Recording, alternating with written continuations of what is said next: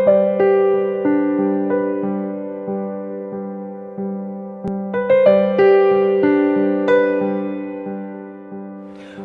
to FCPS All-Stars. Today's guest is Dawn Getzandanner, Teacher Specialist at Spring Ridge Elementary School. Welcome to the studio today, Dawn. Thank you for having me. It's an exciting opportunity. Yes. So what kind of animals do you have on your farm? Right now we currently only have horses. I have 4 horses. 2 were purchased and one was more given to us and the other one we traded a cow for. In the past, we had a cow-calf operation where we raised beef cattle. Okay. And so from that, we sort of were able to get a little extra income and also be able to trade for things that I wanted, like my horse. Okay. So you have a big farm, so you just have horses, or do you have other animals as well? Right now, we have the horses, which are our livestock, and then we have a dog and a cat, and that pretty much does it for our fur-bearing animals that you would Your say fur that babies? live at the house. Yes, my fur babies. Okay. That's a lot of animals, but they're not necessarily critters. I've heard that you have the name Critter Girl. How did you get that name? Critter Girl first came about really through an evolution of years of different positions that I held with Frederick County. When I first had my very first teaching assignment at Waverly Elementary School, one thing I knew I wanted to do was to incorporate live animals in the classroom. And so from that very first year, I started bringing in a different assortment of animals, and from there, my collection sort of grew. I was always fortunate to have very understanding principals.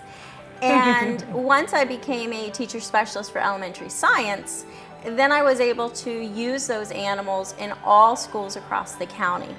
What I tended to do was to first focus on the curriculum needs. Okay. And so if there was a particular life science indicator that needed to be taught, and there really wasn't an organism that was available through the county that I thought could do the best job, then I would go out and simply purchase those animals that would help.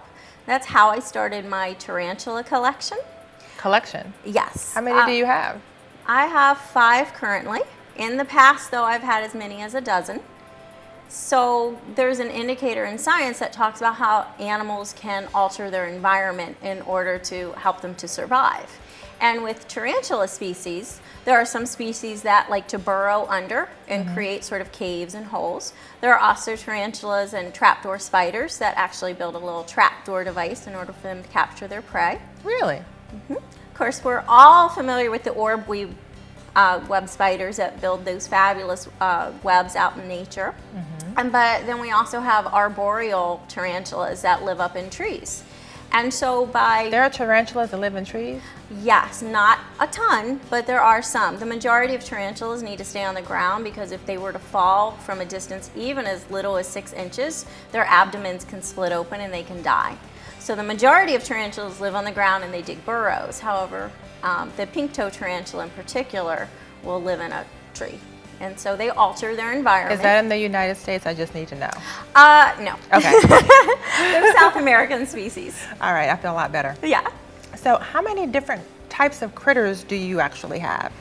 Currently in my STEAM lab, which is at Spring Ridge, and we're an arts integration school, I have a rat, a hedgehog, 2 African plated lizards, 3 hermit crabs, 2 axolotls, which are Mexican walking salamanders, 2 crested geckos, 5 tarantulas, an orchid mantis, a ghost mantis, and a partridge in a pear tree. No. I was going to say, I think you need a partridge in a pear tree. And giant African millipede. That is my most recent acquire. Just got the giant African millipede. So excited to get Fluffy. You call him Fluffy? Yes, absolutely.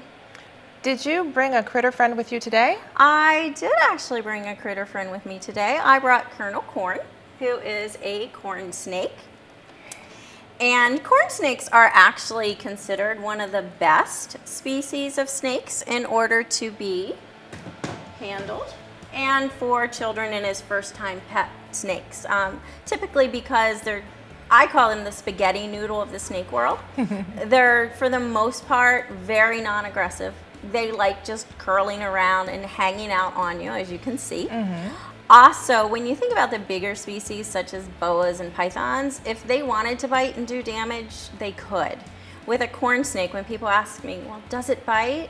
Well, any animal can bite. However, when you look at how itty bitty its mouth is, and imagine how itty bitty the teeth are inside that itty bitty mouth, usually people are like, oh, okay. And so it allays their fears a little bit.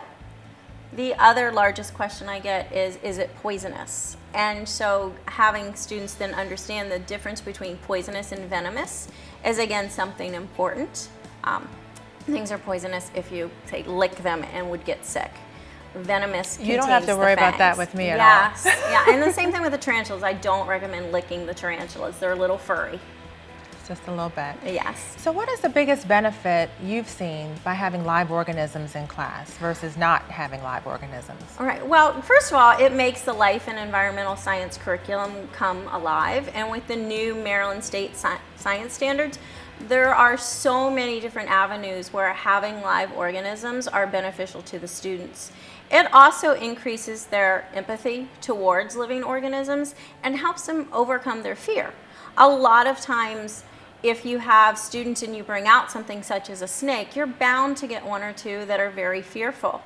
And it allows you to say, it's okay if it's not your favorite animal in the world, but we can admire from a distance and we can go, interesting when you look at it, as opposed to a fear response. And so we practice with the kids, and we actually teach them that response when they look at something. Might not be your favorite, but you can still appreciate it and learn from it. Do you ever have students who want to hold and cuddle with the tarantulas? Well, the tarantulas really aren't like a dog or a cat to where they like being pet and cuddled. I mean, you could maybe cuddle a tarantula. However, part of the tarantula's defense system is they have those hairs all over their bodies. That's what most people think of tarantulas, is they're so furry and hairy. And those hairs actually are articulating hairs that the tarantulas will use their hind legs and flick the hairs into the eyes of their enemies. What? So if a lizard or a bird is coming up to attack that tarantula, it'll flick hairs into the eyes, which they're very itchy.